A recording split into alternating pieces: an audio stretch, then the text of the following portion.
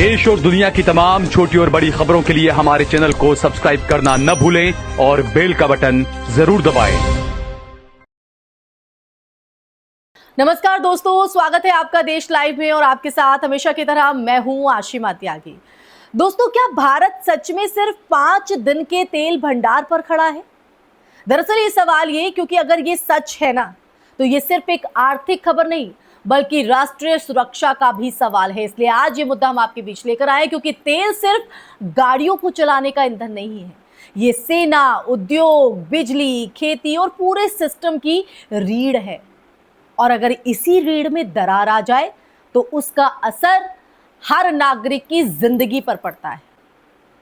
तो दोस्तों, क्या है पूरा सच बताऊंगी आपको, लेकिन उससे पहले आप लोगों से अपील, इंसाफ की आवाज को बुलंद करने के लिए और सच्ची पत्रकारिता के लिए हमारा यानी देश लाइव का सहयोग करें। साथ ही डिस्क्रिप्शन में दिए गए लिंक को ओपन कर ज्वाइन बटन दबाकर आप हमसे यानी देश लाइव से सीधा जुड़ सकते हैं दोस्तों। तो दोस्तों, वापस आज की चर्चा पर लौटते हैं और चर्चा की शुरुआत में जिस तरह से मैंने जिक्र किया है उसी से आप अंदाजा लगा सकते हैं कि ये खबर सीधे सीधे हमसे जुड़ी है, हमारे जेब से जुड़ी है। तो चलिए मुख्य मुद्दे की शुरुआत करते हैं और बीबीसी की एक रिपोर्ट का जिक्र करते हैं, जिस रिपोर्ट के जरिए दावा किया गया है कि भारत के पास सीमित रणनीतिक तेल भंडार हैं, सिर्फ सीमित, जो सिर्फ कुछ दिनों की जरूरत को पूरा कर सकता है। आप स्थिति देख रहे हैं कितनी गंभीर है। दूसरी तरफ आप देखिए, कैग पहले ही सरकार को यह चेतावनी दे चुका था कि भारत को अपने स्ट्रैटेजिक पेट्रोलियम रिजर्व को बढ़ाने की जरूरत है।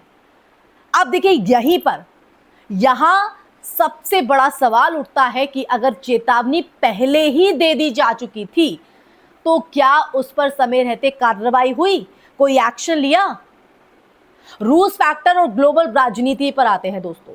ये पॉइंट बेहद महत्वपूर्ण है, क्योंकि इस पूरी स्थिति को और गंभीर बनाता है रूस का रुख। खबरें ये संकेत दे रही हैं कि रूस, जो भारत को सस्ता तेल दे रहा था, वो सप्लाई में बदलाव कर सकता है।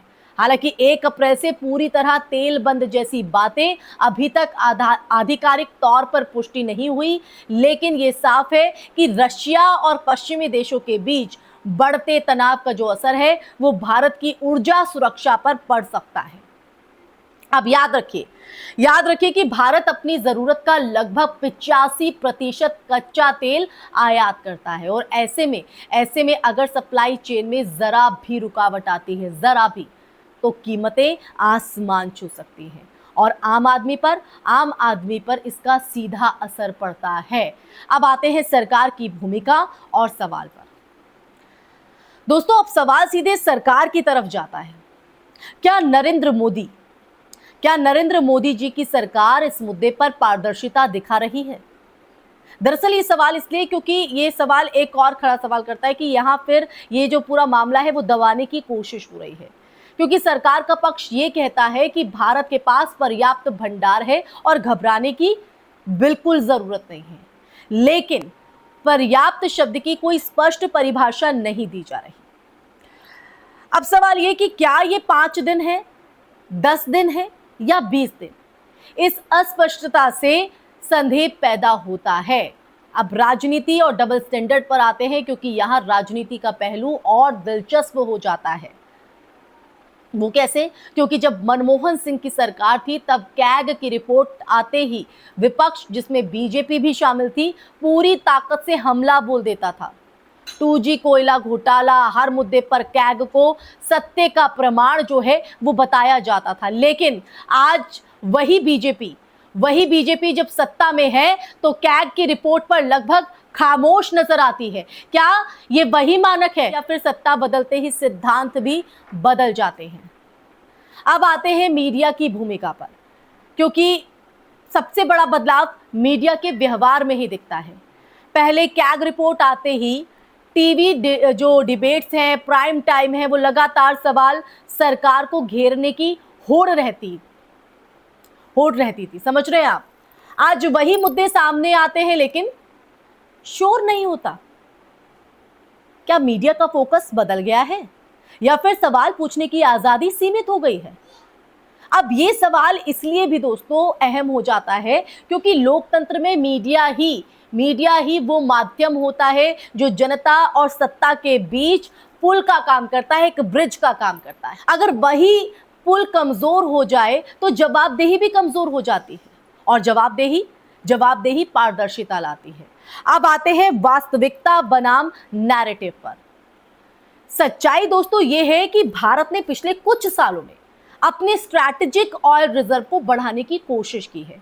विशाखापट्टनम, मंगलुरु और पाडुर जैसी जगहों पर भंडारण बनाए गए हैं, लेकिन विशेषज्ञों की अगर माने तो उनका मानना यह है कि ये अभी भी विकसित देशों के मुकाबले काफी कम है, काफी कम। उदाहरण के लिए अमेरिका और चीन जैसे देश महीनों तक चलने वाला भंडार रखते हैं, और ऐसे में भारत का सीमित रिजर्व एक रणनीतिक कमजोरी बन सकता है, खासकर तब जब वैश्विक हालात अस्थिर हो, यानी बैलेंस जो है बिगड़ा हुआ हो। तो ये वो सच्चाई है जो आज हर किसी को विडंबना में डालती है, एक गंभीर स्थिति को उजागर करती है, और उस बयान या उस दावे पर भी एक बड़ा प्रश्न चिन्ह लगाती है, जिसके जरिए कहा जाता है कि भंडारण पूरा है, लेकिन 5 दिन कैसे बचे, ये प्रश्न चिन्ह क्यों लगा है। तो असली मुद्दा अगर हम बात करें तो असली मुद्दा सिर्फ ये नहीं कि भारत के पास कितने दिन का तेल भंडार है। असली मुद्दा दोस्तों ये है कि क्या सरकार इस पर ईमानदारी से बात कर रही है, क्या चेतावनियों को गंभीरता से लिया जा रहा है, और क्या मीडिया अपनी जिम्मेदारी निभा रहा है। ये वो तमाम सवाल है जो आज कहीं ना कहीं लाजमी हो जाते हैं, क्योंकि जब सवाल पूछना बंद हो जाता है ना, तब जवाबदेही भी खत्म होने लगती है, और जब जवाबदेही खत्म होती है तब लोकतंत्र सिर्फ एक ढांचा बनकर रह जाता है, जिसमें आवाज तो होती है, शोर तो होता है, लेकिन असर नहीं, और असर की ही जरूरत है। अब फैसला आपको करना है दोस्तों, आपको खबरों पर भरोसा करेंगे या सवाल पूछकर सच्चाई जानने की कोशिश करेंगे। इन्हीं पंक्तियों के साथ, इसी सवाल के साथ मैं आज जिस चर्चा पर यही विराम लगाती हूं, लेकिन सवाल का जवाब कमेंट सेक्शन में कमेंट करके जरूर बताइएगा। अपनी एक जागरूक नागरिक की भागीदारी जरूर निभाइएगा कमेंट सेक्शन में कमेंट करके। इसी के साथ इस वीडियो को ज्यादा से ज्यादा शेयर भी कीजिएगा, हमारे चैनल देश लाइव को सब्सक्राइब भी कीजिएगा। फिर हाजिर होंगे ऐसा ही सच को संवाद लेकर, तब तक के लिए अपना ख्याल रखिए। जय हिंद, जय भारत, नमस्कार।